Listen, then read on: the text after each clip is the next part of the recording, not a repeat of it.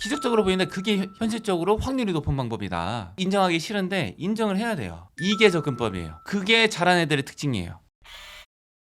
교육부 평등을 만드는 정보 비대칭 부숴버리겠습니다. 남기정입니다. 백시영입니다. 오늘은 저희가 본 상위권의 원서 읽는 방법, 그 특징에 대해서 말씀을 드리도록 하겠습니다. 일단은 아이가 자제분이 원서를 잘 읽는 것 같은데 뭔가 불안하시다고 한다면은 저희가 오늘 제공해드리는 척도 같은 거를 한번 생각해 보시면은 좀 더 아이의 영어 학습에 대해서 선명하게 생각하실 수 있을 것 같고요. 우리 아이가 원서를 잘 안 읽는다 하면은 부모님이 어떤 방식으로 지도해 주시면 좋을지에 대해서 실마리를 얻으시는 시간이 될 것입니다. 상위권의 원서 읽는 방식, 그 첫 번째 특징, 그것이 무엇이냐? 책 읽다가 모르는 게 나와도 일단은 그냥 지나간다. 그냥 쭉 읽는다라는 것이지요. 모르는 게 나았다 하면은 아는 거 중심으로 이 의도를 파악하려고 노력해요. 그래서 파악한 거를 중심으로 어떻게든 이걸 조합해서 그 글의 메시지를 받아들이는 거죠. 그리고 몰랐던 거는 내가 여기 읽었는데 이 부분은 이 뜻은 좀 불분명한 것 같아 라는 느낌은 같지만 이거 그냥 통으로 그 상황을 기억해요. 이 문장 자체를 기억하는 거예요. 예를 들어서 뭐 한글로 쳐보죠. 한국어로 치면은 그런 일이 있었다고? 참 어이가 없네. 이런 문장이 나왔다 하면은 어이가 뭐야? 몰라. 어이가 뭔지는 뜻은 몰라. 하지만 상황을 보니까 그런 일이 있었다고 다음에 참 어이가 없네. 공감하는 느낌이 있고 약간은 당황스럽다 라는 느낌이 있네. 이걸 기억하고 어이가 없다는 표현을 기억하자. 그리고 다음번에 이 표현이 또 언제 나오는지를 유심히 보고 있다가 또 나오면 그 뜻이 맞는 것 같다. 당황스럽다 라는 뜻이구나. 이런 식으로 접근해요. 이 표현이 반복이 될 때마다 이 의미를 좀 더 선명하게 가져가는데 일단은 정확하게 몰라도 그 통으로 문장 자체를 기억하는 거. 이게 이 아이들의 특징이에요. 하나하나 이렇게 핀포인트 딱 해갖고 어이가 뭐냐? 무슨 뜻이냐 하면은 모를 때도 있어요. 하지만 어이가 없네 라는 표현은 기억하기 때문에 특정 맥락을 주고서 이 상황에 맞는 적합한 표현이 무엇이냐 이런 문제들이 리딩할 때 나오거든요. 그런 문제도 잘 풀어요. 이때는 어이가 없네라고 말하는 거야. 이렇게 표현하는 거야. 그걸 기억하기 때문에 문제에 그 답 맞추는 것도 별 문제가 없어요. 뭔지 정확하게 하나하나 다 설명은 하기 힘들 때가 있는데 그래도 답은 맞춰요. 이게 특징이에요. 이게 좀 이상하잖아요. 논리적으로 봤을 때 부분을 이렇게 조합해야지 이게 큰 덩어리가 나와서 의미가 정확해지는 것 같은데 진짜 잘 읽는 친구들은 그게 아니에요. 요거 특징 말씀해 주셨을 때 요 생각 들 수 있을 것 같아요. 내용 파악은 얘가 이렇게 뭐 하려고 한 것 같아. 근데 엉뚱하게 이해를 했어. 이거 잘 되고 있는 건가? 이 친구들이 이제 책을 읽을 때 문장의 의미를 잘못 파악하는 경우가 상당히 많아요. 책 한 권을 읽으면은 아마 수십 번이 발생이 될 거예요. 하지만 이 친구가 책을 진짜 잘못 읽고 있는 거냐? 저는 그렇게 보지 않아요. 이 무수히 많은 시행착오를 겪어서 이거를 표현을 접할수록 이 세부 단위의 표현들이 의미가 선명해지는 거거든요. 처음에 접했을 때는 통으로 그냥 이거는 그냥 긍정적인 의미야. 어이가 없네? 라고 말을 했을 때 이거는 뭐 부정적인 것 같다. 어떤 식으로 부정적인지는 잘 모르겠는데 부정적이야. 이 정도 느낌만 갖고 있다가 이 표현이 다른 케이스에 나올 때마다 부정적인 것 중에서도 뭔가 당황감을 나타내는 거구나. 이렇게 좀 더 의미가 선명해지거든요. 이렇게 접근하는 거예요. 나중에 가서는 어이가 없네 한다는 건 뭐가 없다는 건데 어이가 뭘까? 어이 하고 이제 유아인이 나온 그런 이제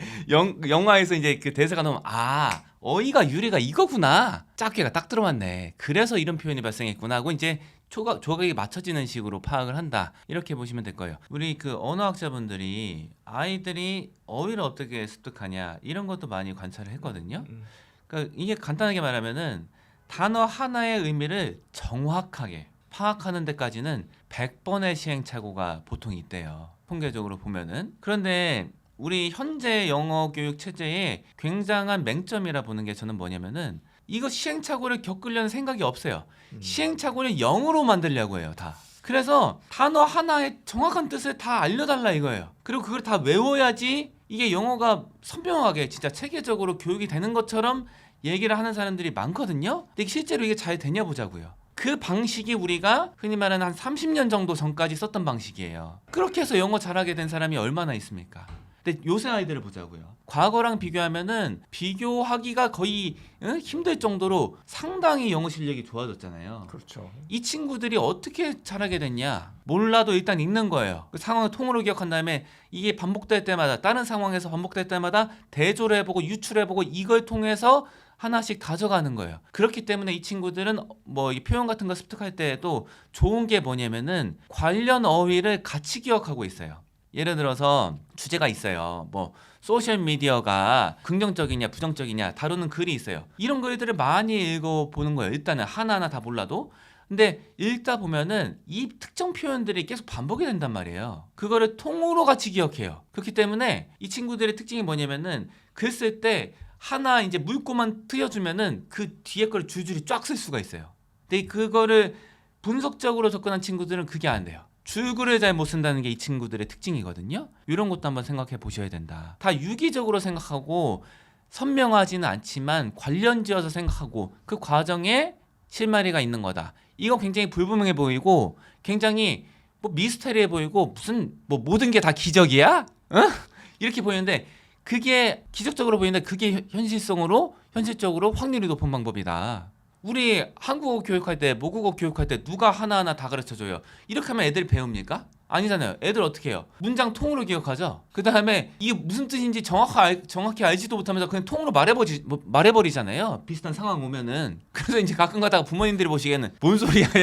이 상황에서 왜 이런 얘기를 하는 거지? 그 뜻 아니야. 그때 이제 아이들이 하나하나 조금씩 더 정교하게 의미를 받아들이는 거지. 이거를 하나하나 분석적으로 나눠가고 야 이거는 어이가 없다는 거는 어이라는 단어가 있듯인데 그게 없다는 뜻이야. 근데 어이가 없는데 실제로 어이 없는 상황이라고 보기 힘든데 왜 이걸 쓰냐고? 비유를 한 거야. 비유가 뭐냐고? 비유란 말이야. 비슷한 상황을 끌어다 쓰는 거야. 왜냐? 익숙한 게 있고 덜 익숙한 게 있는데 익숙한 거에 빗대 말하면 더 잘 이해가 되니까. 이렇게 설명해서 아이들이 언어를 배웁니까? 아니라고요. 많은 분들이 이제 생각하시는 것 중에 굉장히 저는 의식 차이가 크다고 보는 게 뭐냐면은 모국어가 아니기 때문에 이게 불가능하다. 이런 전제로 모든 게 시작되는 분들이 많거든요. 근데 모국어가 아닌데도 이게 모국어 습득 과정이랑 비슷하게 언어를 습득한 친구들이 읽는 것 많이 한 친구들이 지금 영어를 잘한다는 친구들이에요. 가능하다니까요. 이게 한두 명 케이스가 아니라 전국적으로 보면은 뭐 굉장히 많을 거예요, 수가. 집에 영어를 모국어로 사용하는 사람이 단 한 명도 없어도 많이 읽고 영상 같은 거 접하고 많이 듣고 이렇게 하다 보면은 그 영어를 모국어 습득하는 방식이랑 거의 비슷하게 습득할 수가 있다 이거죠. 읽기도 비슷한 메커니즘이 구현이 된다. 그래서 하나하나 이거를 뭐 분석적으로 따졌을 때는 모르는 것 같은데 통으로 일단은 의미가 대략 들어오고 접할수록 선명해지는 과정을 통해서 이게 습득이 가능하다. 이거가 큰 차이예요. 이게 되냐 안 되냐 이 의식을 된다고 믿는 사람이랑 안 된다고 믿는 사람이랑 이 의식 차이가 저는 가장 크다고 봐요. 결정적인 차이다. 두 번째, 상위권의 원서 읽는 방법 특징. 책을 읽는 목적이 내용을 아는 것이에요. 그래서 그냥 흐름에 맡기는 듯이 그냥 읽어야 돼요. 우리 마치 그 소설책 같은 거 읽으면 재밌는 거 읽으면 이렇게 빠져들어서 읽는 경우가 있잖아요. 그것처럼. 이 책을 읽는 목적이 내용을 아는 것이다. 이게 핵심적이거든요. 상위권의 특징에서. 그렇죠. 왜 이렇게 될까? 저는 이걸 생각을 많이 해봤는데 이런 것 같아요. 우리가 음식 중에 몸에 좋은 거 있죠. 당근, 브로콜리. 근데 이제 야 당근 몸에 좋대. 먹어. 브로콜리 통으로 씻기만 해서 자 먹어. 주면 애들이 잘 먹습니까? 잘 안 먹잖아요. 애들은 음식 먹을 때 느낌도 중요하잖아요. 맛이나 충족을 시켜줘야 돼요. 그래서 그거를 충족시켜주는 와중에 건강에 좋은 거면 좋은 거죠. 사람이 재미를 느끼는 게 내용이에요. 책도 재밌기 위해서 읽어요. 그러면 그 과정에서 책을 읽고 내용을 파악하려는 와중에 그 문해력이라는 게 좋아지고 어휘력이 좋아지고 문장 구조가 머릿속에 들어오고 어휘가 습득되고 이게 다 이루어진다고 보거든요. 흔히 말하는 학습식으로 접근하는 방식이 한계가 이거다라고 보는 거예요. 우리가 아이들이 많이 읽는 책 중에 그 로ald 다hl 시리즈 있어요. 그 찰리와 초콜릿 공장. 이것만 해도 이 하나하나 단어의 표현을 정말 한 99% 알고 있다. 이런 사람이 성인 영어 실력 한 상위 한 3% 데려다가 이 책에 있는 모든 단어의 의미를 다 아냐 이렇게 물어봐도 그거 다 안다고 하는 사람이 제가 봤을 때는 거의 없을 거예요. 이 찰리와 초콜릿 공장 같은 거 하나하나 단어 표현 같은 거 다 뜯어보잖아요. 어려운 게 정말 많아요. 그런데 이 책을 재밌게 읽는 애들은 굉장히 많거든요. 그 재미있게 읽는다는 거 자체가 청신호다. 단어 하나하나를 모르는데 어떻게 이거 재밌냐. 그 덩어리 단위로 메시지를 받아들였기 때문에 재밌는 거예요. 그거를 할 수 있으면은 독해력이 좋아질 수 있고 문해력이 좋아질 수 있는 그런 좋은 자질을 갖고 있는 거다 이렇게 봐요. 이게 언어의 특징이에요. 책 읽기도 특징이 이거예요. 언어 쪽 읽기가 실은 굉장히 오묘한데 오묘함을 없애고 싶죠. 저도 없애고 싶어요. 모든 게 다 분명하다고 말하고 싶어요. 그 절대 공식이 있다고 말하고 싶고 찾고 싶고 이걸 하고 싶은데 모든 걸 선명하게 분석적으로 이렇게 접근했던 방식은 여태까지 사실은 다 실패했어요. 이 불분명하다는 거를 인정을 해야 돼요. 인정하기 싫은데 인정을 해야 돼요. 언어학자들도 이거를 다 엄청나게 많이 시도했어요. 그래서 언어학의 그 정말 박식하고 조예가 깊으신 세계적으로 석학이라고 하시는 분들이 이거 다 시도했던 건데 다 이제 많이 시도하시다가 한 50년 정도 시도하시고 이제 노인 정도 돼서 말씀하시죠. 아 이거는 이론적으로 정리해서 이게 체계적으로 배우는 거 이런 거는 안 된다. 이 언어의 본질이랑 맞지가 않는다. 선순환을 만들어야 된다고요. 된다는 걸 일단 믿어야 돼요. 우리가 아이들 그 자식들 기를 때 애가 못 알아들어도 그냥 계속 말하잖아요. 애가 못 알아들어도 계속 말해야 돼요. 야 내가 당장에 말해봤자 너 못 알아들으니까 나 말 안 한다. 못 알아듣는 애한테 무슨 말을 해? 이렇게 하면 애가 말을 배웁니까? 근데 못 알아듣는데 애한테 계속 말을 해요. 계속 같이 생활하면서 말을 하면은 애가 알아듣잖아요. 이거 하나하나 과정 설명할 수 있는 사람 있어요? 없어요. 하지만 되잖아요. 된다는 믿음이 있잖아요. 왜냐? 다 겪어봤으니까. 지금 성인들은 다 겪어봤잖아요. 경험해봤으니까 이거 된다는 걸 알죠? 믿음이 있죠. 그러니까 하는 거예요. 근데 책 읽기도 마찬가지예요. 그림책에서 시작해서 쉬운 거 그 한쪽에 한두 단어, 한 줄 나오는 단어 책에서 시작해서 계속 읽어요. 이게 접근법이에요. 내용 중심으로 가라. 그게 잘하는 애들의 특징이에요. 그래서 제가 생각하는 독해 수업 중에서 제일 위험하다고 보는 게 하나하나 공식화시켜서 이런 경우에 이렇게 대응해라. 이렇게 다 떠먹여주는 거. 이거는 이렇게 풀어야 돼. 저건 저렇게 풀어야 돼. 이런 주제의 지문은 이렇게 풀어야 돼. 이거 다 공식화시켜서 전달하려고 하는 사람들이 저는 사실은 제일 위험하고 학생들한테 제일 부정적인 영향을 끼칠 수 있는 선생님이라고 생각하거든요. 그게 안 되는 게 언어의 특징이다. 이런 방식을 사용했을 때 성적이 올라갈 수 있는 이유는 무엇일까요? 우리가 문제 같은 거 많이 푸는 걸로 아이들의 영어 실력 평가하잖아요. 그때 문제 중에 가장 개수가 많은 게 뭐냐? 주제, 의도, 메시지 이런 거 물어보는 게 가장 많거든요. 이걸 잘하기 때문에 문제도 잘 푼다. 그리고 흔히 말하는 그 부분을 물어보는 문제도 우리 뭐 예를 들어서 수능에서 보면은 빈칸 추론이라는 형태가 있어요. 이런 빈칸 추론 문제들도 사실은 상당수에 보면은 이 명목상은 이 주어진 빈칸 하나에 들어갈 단어가 뭐냐, 하나에 들어갈 뭐 문장이 뭐냐 이런 걸 물어보는 건데 사실은 그 내면을 파고들면은 주제를 이해하지 않고서는 못 푸는 문제들이 대다수거든요. 그러니까 주제 이거는 다른 거랑도 다 관련이 있어요. 뭐 예를 들어서 글의 순서 같은 거 묻는 문제도 기술적인 건 뭐 있어요. 예를 들어서 the 이런 거 관사 같은 거 활용하는 거나 대명사 활용하는 거, 뭐 however 같은 연결을 활용하는 거 이런 것도 있는데 사실은 본질이 뭐냐면은 이 주제를 효과적으로 전달하기 위해서는 뭘 해야 될까? 이게 본질이거든요. 그러니까 주제에 대해서 그 전반적인 의도에 대해서 이해도가 좋기 때문에 책을 이런 식으로 필자가 전달하고자 하는 메시지를 파악하려는 식으로 읽었고 이게 많이 훈련이 돼 있기 때문에 다른 거에도 다 파생이 돼갖고 선기능이 있는 거다. 저는 이렇게 생각하고 있습니다. 우리 아이가 이렇게 원서를 읽고 있다면 아, 잘 읽고 있구나 이렇게 생각하면 될 것 같은데 다른 방향으로 좀 읽고 있는 것 같다. 아니면 부모님 스스로 아, 내가 다르게 좀 지도하고 있었구나 이렇게 생각하고 있다면 좀 어떻게 해주면 좋을까요? 집중해서 읽게 만드냐. 그것이 핵심적이다. 그래서 이거를 하기 위해서는 다른 걸 좀 많이 버리셔야 된다. 어떤 걸 버리셔야 되냐? 책의 종류. 책을 다양하게 읽으면 좋죠. 그런데 다양하게 읽는데 집중이 안 돼요. 그러면은 다양하게 읽지 말아야 되는 거예요. 한 가지 종류 책만 파요. 근데 집중해서 읽어요. 그럼 그렇게 가야 돼요. 물론 다양하게 읽는 게 더 좋죠. 하지만 집중이 제일 중요하니까 집중 있게 읽으면 돼요. 그 집중력이 나중에 지문을 읽고 문제 푸는 집중력으로 이어질 거니까. 그리고 책의 난이도가 높으면 좋겠죠. 자꾸 높은 걸로 자꾸 하다 보면 집중이 떨어질 수밖에 없어요. 아이 입장에서는 어려우니까 집중력을 높이는 게 제일 중요하죠. 그래서 맘에는 좀 더 적게 탐탁지 않지만 아니 뭐 AR 시험 보면은 뭐 지금 4, 5 나오는데 왜 3짜리를 읽고 있어? 이렇게 생각이 들죠. 너무 자연스러울 것 같아요. 하지만 아이가 집중할 수 있는 책이 3이라고 하면 3을 읽는 게 맞죠. 그 외에도 여러 가지 뭐 고려사항이 있을 것 같아요. 근데 제가 생각하는 거는 집중되게 아이가 원서를 읽는다. 그러면은 그게 잘 되는 방법이다.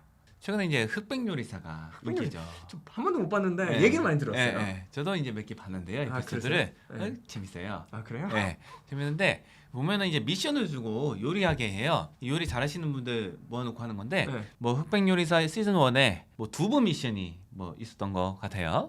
평소에 진짜 요리를 많이 폭넓게 하고 재료 하나하나에 대한 이해가 네. 종합적으로 되어 있는 사람이라면 이거 대응할 수 있을 것 같아요. 저는 이런 미션이 나오는 게 요리사들이 진짜 사소해 보이는 재료 하나에도 이해도를 얼마나 갖고 있냐를 물어보는 그런 미션이라고 느꼈거든요. 하지만 요리를 뭐 폭넓게 한 적도 없고 요리를 많이 해본 적도 없는데 두부 미션이 있었기 때문에 이거 기출 문제야. 두부 문제 일단은 준비해. 이렇게 해서 기본 실력이 없는 상황에서 예상되는 문제만 준비를 해서 이거 결과 잘 나오겠다. 이렇게 접근하는 거는 안 된다 이거죠. 뭐 공부도 비슷해요. 기출에 나왔던 것만 중심으로 그 똑같은 거나 비슷한 종류의 문제만 훈련한다. 이게 최고로 효과적일 것 같다. 이렇게 해서 많이들 공부하잖아요. 기출도 뭐 하면 도움이 되는데 그거는 기본 소양이 쌓이고 난 다음에 해도 충분하다. 지금 이제 뭐 초등학교 아이들인데 막 저기 나중에 돼서 나오는 그런 문제들 기출 문제를 생각해서 그거에만 대응하려고 하는 거는 그건 바람직하지 않다. 기본적으로 뭐 읽기를 하든 요리를 하든 기본을 먼저 하고 나중에 기출은 그냥 곁들이는 식으로 하는 게 효과적이고 사리에 맞다. 이거 이런 댓글 많잖아요. 대치동에서 계시니까 그런 애들만 봐서 그런 거지. 삐약군지 와봐라. 아니면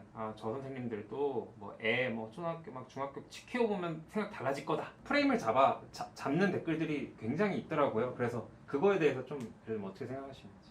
저는 이제 그런 글들 보면은 저도 이제 어느 정도 공감은 돼요. 왜 그렇게 생각하시는지는 대략 알아요. 왜냐면 이제 딱 봤을 때 이게 거의 불가능에 가깝게 느껴지는 아이들이 있거든요.